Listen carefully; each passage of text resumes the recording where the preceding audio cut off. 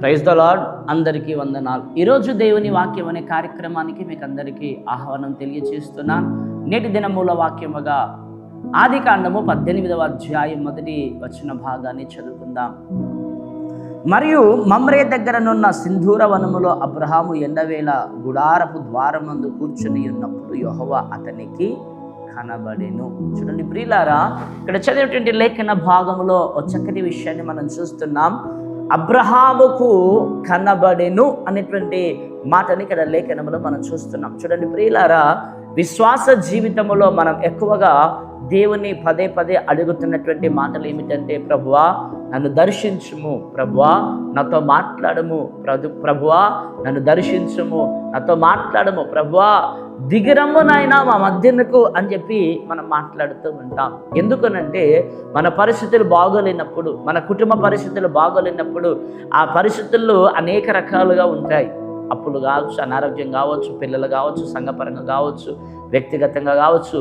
మన పరిస్థితులు ఏం బాగోలేనప్పుడు రకరకాల పరిస్థితులు మనం కృంగిపోతూ కృషించిపోతున్నప్పుడు, దిగులు పడుతున్నప్పుడు, చింతిస్తున్నప్పుడు, వేదన బాధలు అనుభవిస్తూ ఉన్నప్పుడు, ఆదరణ కరువైపోయినప్పుడు, ప్రేమానురాగములు కరువైపోయినప్పుడు, మన జీవితం మీద మనకు విరక్తి వచ్చినప్పుడు, అప్పుడు మనకు ఆదరణ ఎక్కడ దొరుకుతుంది, నెమ్మది ఎక్కడ దొరుకుతుంది, ప్రశాంతత ఎక్కడ దొరుకుతుందని లోకంలో ఎక్కడ చూసినా మనకు దొరకనప్పుడు అప్పుడు దేవుని మీద మనం ఆధారపడి దేవుని అడుగుతుంటాం. అయ్యా నన్ను దర్శించు ప్రభువా, నా కోసం దిగిరమ్ము నాయనని మాట్లాడుతూ ఉంటాం. అసలు దేవుడు ఎలా మనిషిని దర్శిస్తాడు, దేవుడు మనిషినికి ఎలా ప్రత్యక్షమవుతాడనే విషయాన్ని కనుక ప్రియులారా మనం గమనించినట్లయితే, దేవుడు అసలు దేవుని రూపములో ఆయన గనక వస్తే ఏ మనుషుడును చూడలేడని వాక్యం సెలవిస్తుంది. ఏ మనుషుడును ఆయనను చూసి బ్రతకలేడని వాక్యం సెలవిస్తుంది. చూడండి ప్రియులారా, దేవుడు సృష్టించి తయారు చేసినటువంటి సూర్యున్నే నువ్వు చూడలేనప్పుడు, ఒక మనుషుడు తయారు చేసినటువంటి ఒక లైట్నే సరిగ్గా నువ్వు చూడలేనప్పుడు, దేవుడు తయారు చేసిన సూర్యున్నే నువ్వు చూడలేనప్పుడు దేవుని ఎలా నువ్వు చూడగలుగుతావు? దేవుని ఎలా నువ్వు చూడగలుగుతావు? కనుక ప్రియమైనటువంటి వారలారా, దేవుని యొక్క లేఖనం మనకి ఇక్కడ చాలా స్పష్టంగా తెలియజేస్తున్నది. యెహోవా అతనికి కనబడెను అనేటువంటి మాటలు మనం చూస్తున్నాం. చూడండి ప్రియులారా, దేవుడు మనకి ఎలా దర్శనము ప్రత్యక్షతలు అనుగ్రహిస్తాడనంటే, మనుషుల ద్వారా దేవుడు తన ప్రత్యక్షతలు అనుగ్రహిస్తాడు అనే విషయాన్ని లేఖనంలో మనం చూస్తున్నాం. త్రిత్వమైనటువంటి దేవాది దేవుడు దేవదూతల రూపములో భూమి మీదికి దిగి వస్తూ ఉన్నాడు. భూమి మీదికి మనుష్య రూపములో దేవుడు దిగి వస్తూ ఉన్నాడు. వాక్య రూపములో దేవుడు దిగి వస్తూ ఉన్నాడు. దర్శనము రూపములో దేవుడు దిగి వస్తున్నాడు. ప్రవచన రూపములో దేవుడు దిగి వస్తూ ఉన్నాడు. కలల రూపములో దేవుడు దిగి వస్తూ ఉన్నాడు అనే విషయాన్ని లేఖన ఆధారముల చేత మనం ఇక్కడ స్పష్టంగా గ్రహించగలుగుతూ ఉన్నాం. దేవునికి మహిమ కలుగునుగాక. ప్రియులారా, చూడండి, హాగరు ఏడుస్తూ ఉన్నది తన పరిస్థితిని బట్టి, తన కుటుంబ పరిస్థితులను బట్టి, ఇక మాకు చావే గతి అని ఏడుస్తూ ఉండగా, అక్కడ దేవుని యొక్క దూత ప్రత్యక్షమై హాగరు అని మాట్లాడుతున్నది. చూడండి ప్రియులారా, దేవుడు తన భక్తులకు, దేవుడు తన విశ్వాసులకు, దేవుడు తనను ఎరిగినటువంటి వారికి, దేవుని ప్రేమించేటువంటి వారికి తన కోసము దేవుడు తన దూతల్ని పంపిస్తాడట ప్రియులారా. ఆ విధంగానే దేవుడు దర్శనములు ఇస్తాడట ప్రియులారా. చూడండి, మన జీవితం ఎంత గొప్ప భాగ్యము. మన బ్రతుకు దేవుని ఎరిగినటువంటి మన బ్రతుకు, దేవుని నమ్మినటువంటి మన బ్రతుకు ఎంత గొప్ప ఆదరణ, నెమ్మది ఇస్తుంది. చూడండి, ఎవరికైనా ఫోన్ చేస్తేనే చాలామంది వాళ్ళు ఏం అడుగుతారో, మనల్ని ఏం అవసరత కోరుతారో, వాళ్ళకు ఫోన్ లేపితే మనం ఇబ్బందులు పడతామని కొన్ని సందర్భాల్లో మన వాళ్ళే మనకు ఫోన్ కూడా లేపరండి. కానీ పరమును విడిచి దేవుడు, పరము నుంచి ఆజ్ఞను దేవుడు నీ కొరకు పంపిస్తున్నాడు. పరమును విడిచి ఆయన భూమికి వస్తూ ఉన్నాడు. పరమును విడిచి ఆయన రావడము కాకుండా పరము నుంచి దేవుని దూతలను పంపిస్తున్నాడు. పరము నుంచి దర్శనమును అనుగ్రహిస్తున్నాడు. పరలోకపు కృపను నీకు అనుగ్రహిస్తున్నాడు. అంటే నిన్ను ఎంత ప్రేమిస్తున్నాడు ఒకసారి ఆలోచించండి ప్రియులారా. యెహోవా వాక్యము నీకు ప్రత్యక్షమవుతుందట ప్రియులారా. పరలోకము నుండి నీకు ప్రత్యక్షమవుతుందట. దేవుని వాక్యం అబ్రహామునకు ప్రత్యక్షమైందట. దేవుని వాక్యం అబ్రహామునకు ప్రత్యక్షమైనటువంటి ఆ వాక్యమే నీకు ప్రత్యక్షమవుతుంది. సౌలు జీవితంలో అర్థం కాని పరిస్థితులు ఎదురవుతూ ఉన్నాయి. ఉన్నాయి. ఫిలిష్తీయులు దండెత్తి పరిగెత్తుకొని వస్తూ ఉన్నారు. దేవుడు నాతో ఏ విధంగా మాట్లాడుతాడు? దర్శనం ద్వారా మాట్లాడుతాడా? ప్రవచనం ద్వారా మాట్లాడుతాడా? కళల ద్వారా మాట్లాడుతాడా? ప్రార్థన చేస్తే నాతో డైరెక్ట్గా మాట్లాడుతాడా? దేవదూతలు పంపించి మాట్లాడుతాడా? ప్రవక్తల ద్వారా ఎన్ని విధాలుగా ప్రయత్నం చేసినా సౌలుతో దేవుడు మాట్లాడట్లేదట. కనుక ప్రియమైనటువంటి దైవజనాంగమా, ఈ నేటి ఉదయ కాల సమయమందు నీ ప్రార్థనలు వ్యర్థము కావు.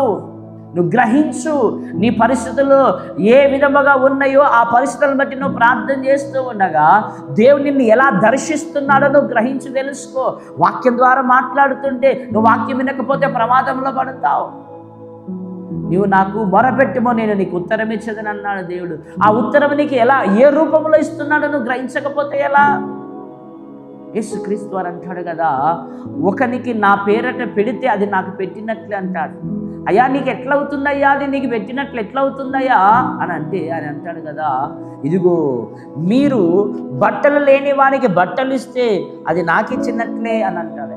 ఎలాగో ప్రభు అంటే, వాని రూపంలో నేను వచ్చాను, ఆకలి అని అడుక్కునేటువంటి వాని రూపంలో నేను వచ్చాను, దిగంబరనై వచ్చాను, వస్త్రహీనై వచ్చాను, దాహముతో వచ్చాను అనేటువంటి మాటలు మాట్లాడుతున్నాడు. కనుక ప్రియమైనటువంటి వాళ్ళారా, దేవుడు ఏ సమయంలో ఏ రూపంలో వస్తాడో నువ్వు గ్రహించకపోతే పొరపాట్లు పడతావు, నువ్వు ఇబ్బందులు పడతావు.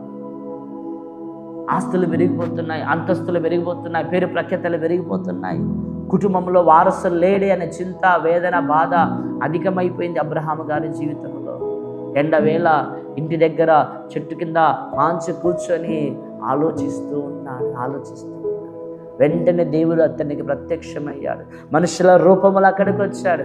అబ్రహాము గుర్తుపట్టకపోతే, అబ్రహాం పరిగెత్తి సాగిలపడకపోతే అబ్రహాము ఈరోజు కొనియాడబడేవాడా? అబ్రహాము ద్వారా ఇస్సాకు వచ్చేవాడా? ఈరోజు మనకు తండ్రిగా ఉండేవాడా? ఒకసారి ఆలోచించు. నువ్వు గ్రహించాలా, నువ్వు గుర్తుపట్టాలా. దేవుడు నాతో దర్శనాల ద్వారా మాట్లాడుతున్నాడా? దేవుడు నాతో కళల ద్వారా మాట్లాడుతున్నాడా? దేవుడు తన దూతను పంపించి మాట్లాడుతున్నాడా? సేవకుల ద్వారా మాట్లాడుతున్నాడా? ప్రవక్తల ద్వారా మాట్లాడుతున్నాడా? వాక్యం ద్వారా మాట్లాడుతున్నాడా? ప్రవచనం ద్వారా మాట్లాడుతున్నాడా? దేవుడు ఎలా నాతో మాట్లాడుతున్నాడని గ్రహింపు నీకు లేకపోతే సమస్త ఆశీర్వాదాలన్నీ కోల్పోతావు, దేవుని కృపను కోల్పోతావు, నీ బ్రతుకు, నీ జీవితాన్ని నిరర్ధకం చేసుకుంటావు. ఫరోకు దేవుడు దర్శనం ఇచ్చినప్పుడు ఆయన కలవరపడుతున్నాడట. అర్థం కాని పరిస్థితుల్లో గడగడగడ వణుకుతూ నిద్ర పట్టకుండా ఉన్నాడట. ప్రియులారా, నీకు ఇచ్చిన దర్శనం వ్యర్థము కాదు, నీ కొరకు వచ్చిన ప్రవచనం వ్యర్థము కాదు. నువ్వు కనిపెట్టు, ఆ జవాబులు ఎక్కడి నుంచి దేవుడు నీకు ఇస్తున్నాడో కనిపెడితే నీ జీవితానికి గొప్ప భాగ్యము, ధన్యత, ఆధిక్యత దొరుకుతుంది. కనుక ఈ ఉదయ కాల సమయమందు ఆత్మ పరిశీలన చేసుకొని, నా కొరకు దేవుడు నేను చేసిన ప్రార్థనలకు జవాబుగా దేవుడు నన్ను ఎలా దర్శిస్తున్నాడు, ఏ రూపంలో దర్శిస్తున్నాడు అనేటువంటి ఆత్మ పరిశీలన చేసుకొని ఆ విధంగా కనిపెడితే అద్భుతమైన జవాబులు నీకు ఎప్పుడు ఆల్రెడీ వచ్చేసి ఉన్నాయి.